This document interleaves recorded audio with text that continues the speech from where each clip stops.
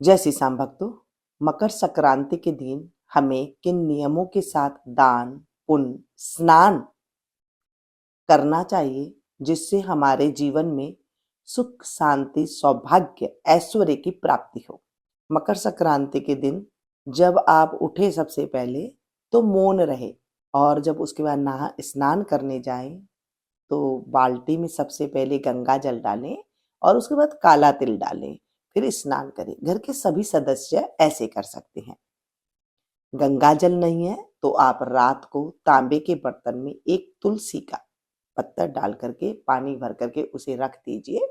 सुबह सवेरे उस जल के साथ भी आप स्नान कर सकते हैं। पहले जल डालें और फिर पानी डाल करके आप स्नान कर लीजिएगा।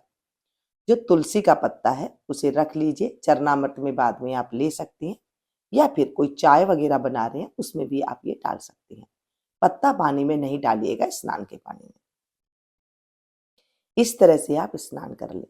स्नान के बाद सबसे पहला जो काम है वो दान का है।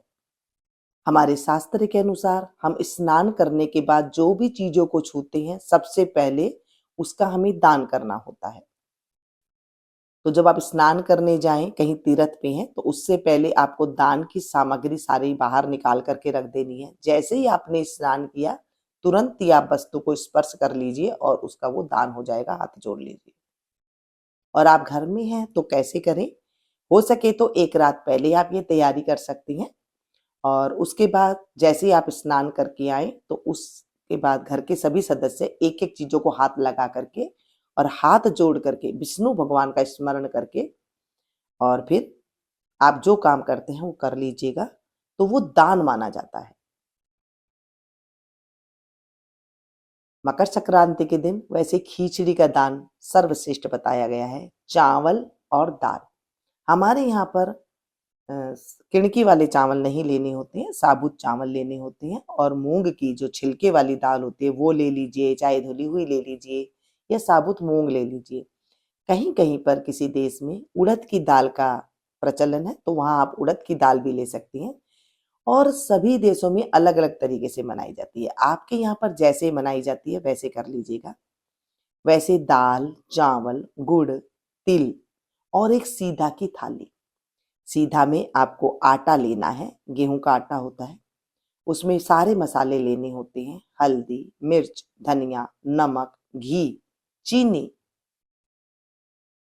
और जो सब्जी खाते हैं वो दाल। इस तरह से लेकर के हमें एक सीधा तैयार कर लेना होता है। उसमें हमें दक्षिणा अवश्य रखनी होती है। इस तरह से आपको भी एक सीधा की थाली या तो ले लीजिए या फिर आपको जो दाल है 7 तरह की आप दाल ले सकते हैं। उससे सप्त नाजा हो जाता है। जैसे 7 नाजा भी कई के यहाँ पर करे जाता है तो आप सप्त नाजा भी ले सकते हैं। और 7 नाजों में होता है गेहूं, चावल, जौ और ज्वार, बाजरा, मक्की, काली उड़द। इस तरह से आपको 7 तरह का सामान लेना है।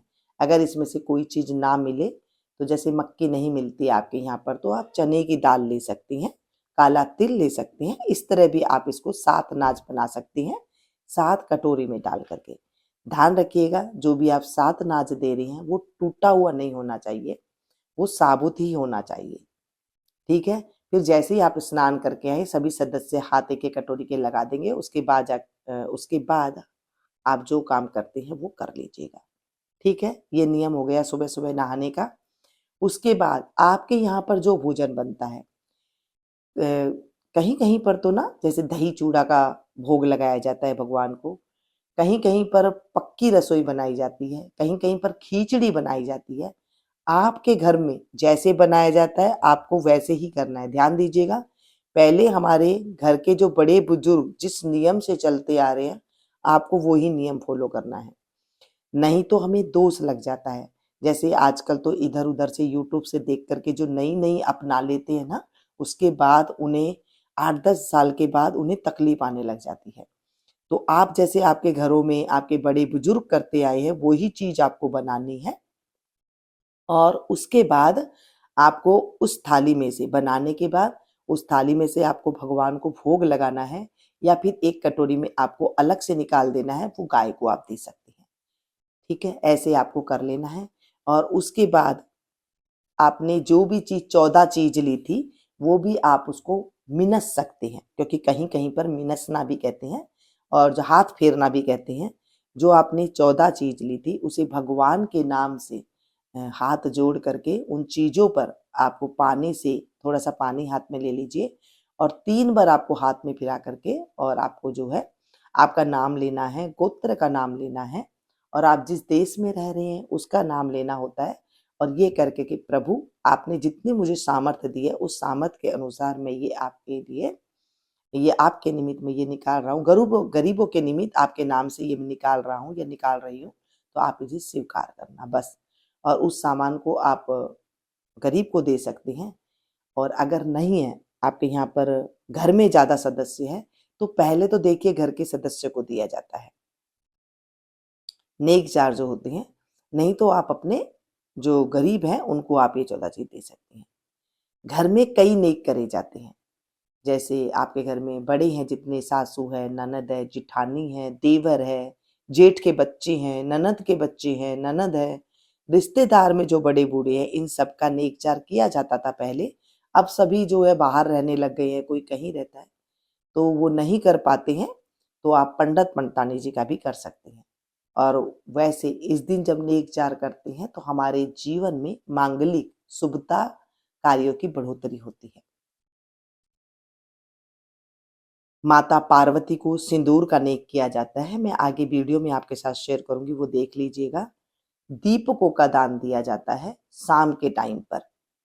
तो इस तरह से कई नेक होते हैं, तो आपको सुबह से शाम तक आपको कैसे कैसे नेक करने होंगे ये मैं आगे वीडियो में आपको बताती जाऊंगी। जैसे दीपक का दान है तो वो शाम को किया जाएगा, और अगर आप सुबह सवेरे कर रहे हैं तो वो आपको सूर्य उदय से पहले करना होगा।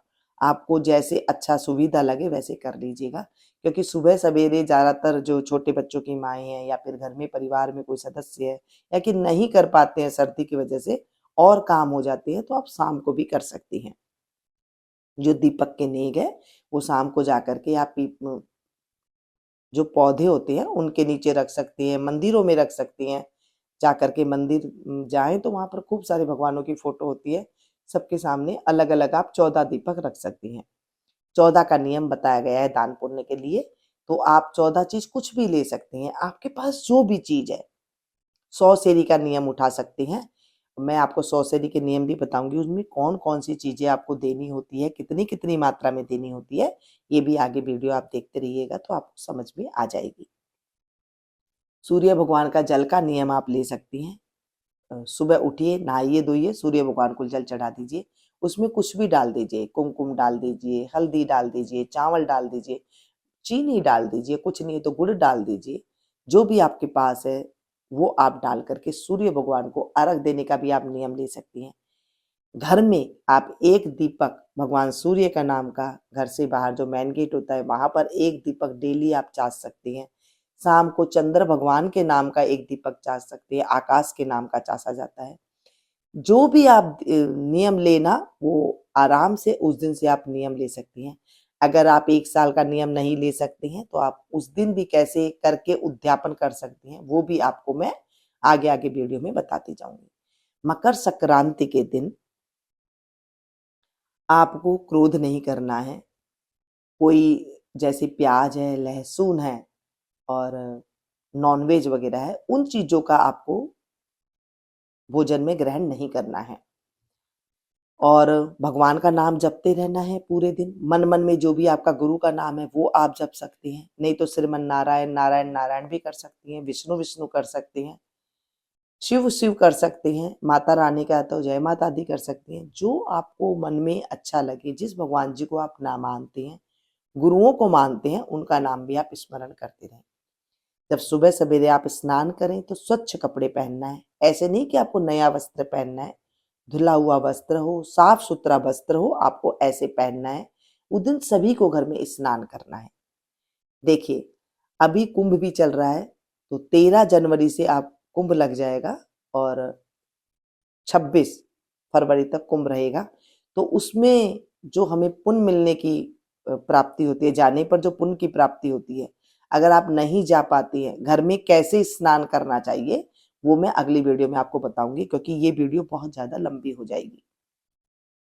इस संयम के साथ हमें घर में नियम से हम स्नान करेंगे, जिसका भी हमें कुंभ फल की प्राप्ति होगी। क्योंकि घर में कई बार बड़े बुजुर्ग होते हैं, छोटे बच्चे होते हैं, या फिर ऐसी हमारी जिंदगी होती है कि हम बाहर नहीं निकल पाते हैं, तो आप घर में ही कुंभ का स्नान का फल कैसे लेंगे वो मैं आपको अगली वीडियो में बताऊंगी। हमारे शास्त्रों में ये सारी विधि लिखी हुई होती है। हम अगर उस विधि के साथ चल लेते हैं तो हमें कहीं और इधर उधर देखने की जरूरत नहीं पड़ती है, ना ही हमें किसी और से औरों को नियम को हमें फॉलो करना होता है। हमारे बड़े बुजुर्ग बड़े सियाने हुआ करते थे, वो छोटी छोटी चीजों में, थोड़ी थोड़ी चीजों से ही बहुत कुछ पा लिया करते थे।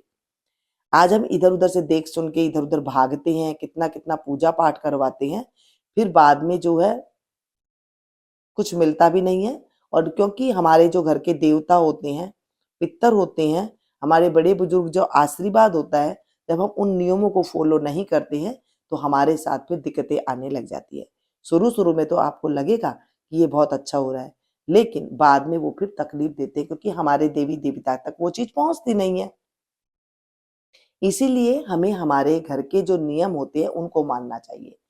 आजकल ये बातें हमने छोड़ दी है, इसी वजह से कई कुछ जो है परेशानियां आने लगी है।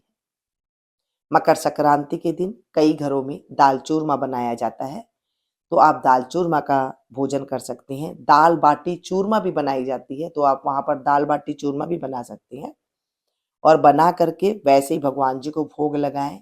और फिर थोड़ा सा आप निकाल दें अलग से, या तो उसे किसी मंदिर में जा करके दे आए, या फिर आप थोड़ा सा निकाल करके गाय को दे सकते हैं।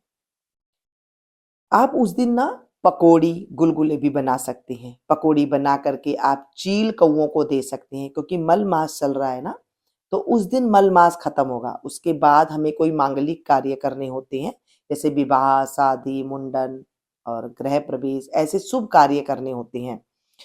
तो उस दिन आपको मल भी उतार सकते हैं, अगर आपने एक महीना में नहीं उतारा है तो, क्योंकि ये एक जो महीना होता है उसमें मल उतारना होता है, तो आप उस दिन भी उतार सकते हैं। पुआ गुलगुले बना सकते हैं। आप गुड़ के जो गेहूं के आटों में डाल करके मिला करके उसकी कुछ गुलगुले बना लीजिए। कुछ बेसन की पकौड़ी बना सकते हैं, या फिर दाल की पकौड़ी बना करके आप कौओं को डाल सकते हैं, गाय को दे सकते हैं, और गुलगुले आप कुत्तों को दे सकते हैं। इस तरह से करने से मल उतर जाता है, और साथ में हमारे जीवन में पुण्य की प्राप्ति होती है। और वो पुण्य की अक्षय पुण्य की इतनी प्राप्ति हो जाती है जिसका कभी क्षय ही नहीं होता है।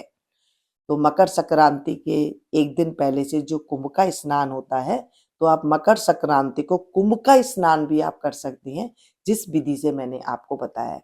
शांति से अगर आप भगवान का नाम लेते हुए पूरे दिन इस तरह से स्नान कर लेंगे, तो जो आप कुंभ में स्नान करने की जो पुण्य फल की प्राप्ति होती है, वो आप घर में ही प्राप्त कर सकती हैं। कहते हैं ना, तो मन चंगा तो कठौती में गंगा। तो आप अगर कहीं किसी कारणवश नहीं जा सकते हैं, तो आप इस तरह से घर में नियम को निभा निभा करके भी आप जो है मकर संक्रांति के पुण्य को प्राप्त कर सकते हैं। आप स्नान करने के बाद, दान करने के बाद, सबसे पहले आप गंगा जल अगर आपके घर में है तो सभी थोड़ा थोड़ा गंगा जल आप पी लीजिए, क्योंकि जब आप तीर्थ में जाते हैं तो वहां थोड़ा सा गंगा जल भी पीते हैं ना, तो ऐसे आप गंगा जल पी लीजिए। या फिर जो आपने रात को तांबे के बर्तन में तुलसा जी रखी थी ना पानी, उसमें से थोड़ा सा पानी आप बचा लीजिए, और उसके बाद थोड़े थोड़ा वो तुलसा का पत्ता ले करके थोड़ा थोड़ा चर्रामत भी आप ले सकते हैं। इस विधि से आप उस दिन की शुरुआत कर सकते हैं। मकर संक्रांति के दिन आप सुबह से लेकर शाम तक दान पुण्य कर सकते हैं। जो भी आपके पास है, कंबल दान कर सकते हैं आप, कपड़े दान कर सकते हैं आप। ये नहीं कि हमने ये देखा है तो यही चीज दान करनी है, नहीं। आपके पास स्टील के बर्तन है वो दान कर सकती हैं। आपके पास जो भी चीज है, छोटी से छोटी चीज का भी आप दान कर सकती हैं। कुछ नहीं है तो छोटे छोटे पैकेट ले लीजिए, नमक मिर्च मसाले के पैकेट के भी आप दान कर सकती हैं। आप और कुछ नहीं है तो सिक्कों का भी दान कर सकती हैं। 10, 5, 2, 1 जितनी भी आपकी सामर्थ्य है, आप इतने सिक्के कोई घर के बाहर अगर आप मांगने आता है तो वहां कर सकती हैं, या फिर मंदिर में जाकर के आप सिक्के भगवान के आगे चढ़ा करके भी आ सकते हैं, तो भी उससे भी जो है आपको पुण्य फल की प्राप्ति हो। मकर संक्रांति के बाद आपको अगर कोई व्रत उठाना है तो आप उठा सकते हैं।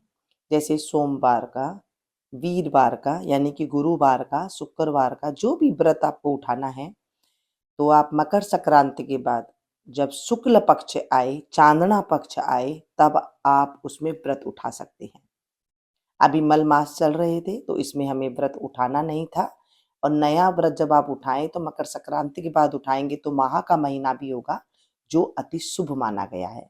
प्रदोष का व्रत उठाना चाहते हैं तो आप उठा सकते हैं, और अगर कृष्ण पक्ष है तो आपको नहीं उठाना है।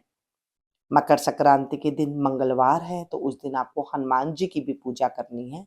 हनुमान जी को भी आप 2 रोट बना करके ले जा सकते हैं, बूंदी का प्रसाद ले जा सकते हैं, लड्डू का प्रसाद ले जा करके आप भगवान जी को भोग लगा सकती हैं। कुछ भी नहीं है तो आप गुड़ चने का भी प्रसाद लगा सकती हैं, और इस तरह से आप हनुमान जी की पूजा कर सकती हैं, हनुमान चालीसा का पाठ कर सकती हैं, सुंदर कांड का पाठ कर सकती हैं। ऐसे शुभ कार्य करते हुए सुबह से लेकर शाम तक हमें पूरा करना चाहिए, ऐसे हमारे शास्त्रों में कहा गया है। जब हम इन चीजों को नहीं करते हैं तो पापों की निवृत्ति हो जाती है, ऐसे हमारे शास्त्रों में कहा गया है। हम जो चीज करते हैं उसकी अक्षय फल की प्राप्ति होती है। जब बुरा करेंगे तो बुरों की प्राप्ति होगी, अच्छा करेंगे तो अच्छे की प्राप्ति होगी। तो हम अच्छा ही क्यों ना करें, जिसकी वजह से हमारे जीवन में प्रगति के रास्ते खुल जाए और हम अच्छे अच्छे कार्य करते रहें। बोले विष्णु भगवान की जय।